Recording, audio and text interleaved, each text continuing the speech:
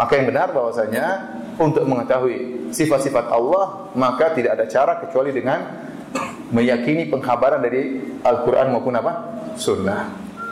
Kenapa ikhwan? Karena akal ini, apa daya berpikir akal? Daya berpikir akal itu dibangun di atas analogi, di atas logika dan mengkiaskan. Dan analogi ini dibangun dengan apa yang pernah ditangkap oleh panca indera. Ya. Akal tidak mampu untuk menghayal kecuali dibangun di atas analogi. Makanya saya sering kasih permisalan. Contoh ada seorang yang kita bayangkan ada seorang, dia sejak lahir buta. Tahu-tahu pada waktu umur 10 tahun sempat matanya melek bisa melihat namun cuma beberapa detik. Waktu dia bisa melek bisa melihat ternyata yang dia lihat cuma ayam jago. Waktu lihat ayam jago kemudian dia buta lagi. Taruhlah ada orang seperti itu. Maka tidak ada yang pernah ditangkap oleh panca inderanya kecuali ayam apa? Ayam jago. Maka daya khayal dia terbatas. Makanya kalau ada yang bertanya sama dia, tahukah anda kambing? Dia bilang kambing itu bagaimana dibandingkan ayam jago? Karena dia tidak bisa menghayal kecuali apa? Ayam jago. Kalau dia tanya sama dia, tahukah kamu mobil? Kata dia, mobil itu gimana dibandingkan dengan apa? Ayam jago. Kalau kamu tahu cewek enggak? Cewek itu dengan ayam jago bagaimana? Karena dia tidak bisa lihat, tidak pernah dilihat kecuali apa? Ayam jago. Antum suruh dia menghayal yang lain enggak mampu. Gimana dia menghayal? Dia tidak pernah lihat. Akal dia terbatas. Maka saya bilang daya nalar akal itu sesuai dengan apa yang pernah dia lihat, ditangkap oleh, pernah dia raba, pernah dia dengar, pernah dia lihat, dibangun di atas apa yang pernah ditangkap oleh panca indera, kemudian dia menganalogikan di atas apa yang pernah dia lihat. Nah, bagaimana anda ingin membayangkan sifat-sifat Allah? Anda tidak tahu, karena anda tidak pernah lihat apa-apa. Dari hal ini menunjukkan akal sangat terbatas. Akal sangat apa? Terbatas. Maka tatkala mereka menolak sifat-sifat Allah, biasanya mereka menganalogikan Allah dengan makhluk, sehingga mereka nolak.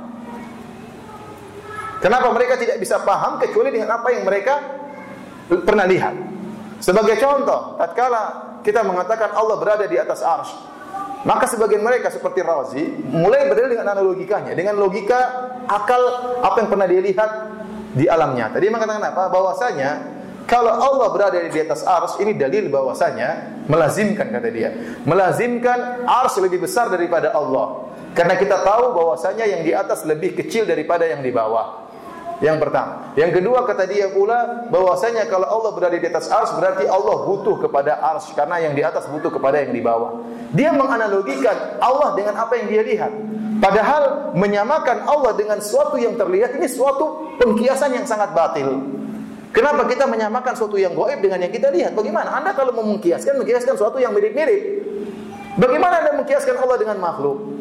Kata dia, kalau yang berada di atas pasti butuh kepada yang di bawah, kalau yang berada di atas pasti lebih kecil daripada yang di bawah. Kalau gitu kita enggak percaya Allah di atas arsy. Kita bilang, itu logika Anda pun keliru. Di atas alam semesta ini ada yang tidak demikian. Contohnya antara langit dengan bumi. Langit dengan bumi, mana yang di atas? Langit atau bumi? Langit. Langit lebih di atas daripada bumi. Mana yang lebih besar? Langit atau bumi? Langit. Ternyata ada yang di atas lebih besar daripada yang di bawah. Kemudian langit dengan bumi. Apakah langit butuh dengan bumi? Apakah ada tiang yang masak langit? Ada atau tidak? Tidak ada. Bi ghairi amadin tarawunaha, tanpa ada tiang yang masak dari bumi ke langit. Sehingga langit di atas tanpa perlu ada bumi. Berarti ini logika Anda keliru. Logika Anda keliru. Makanya banyak orang yang menolak sifat-sifat Allah tatkala mereka menganalogikan dulu, menyamakan Allah dengan makhluk, baru kemudian mereka apa? Tolak. Padahal menganalogikan Allah dengan makhluk itu analogi yang sangat batil. Menyamakan sesuatu yang gaib dengan manusia itu sesuatu yang batil. Anda ingin menyamakan malaikat dengan manusia, ini salah besar. Ingin menyamakan jin dengan manusia, salah besar. Dari sumber penciptaannya berbeda.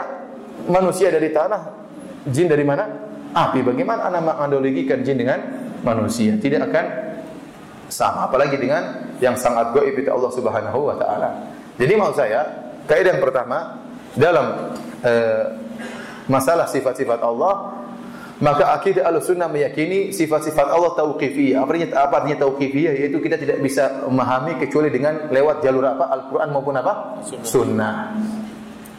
Melalui jalur Al-Qur'an dan Sunnah. Adapun hanya melalui akal ini, maka ini merupakan kekeliruan. Baik.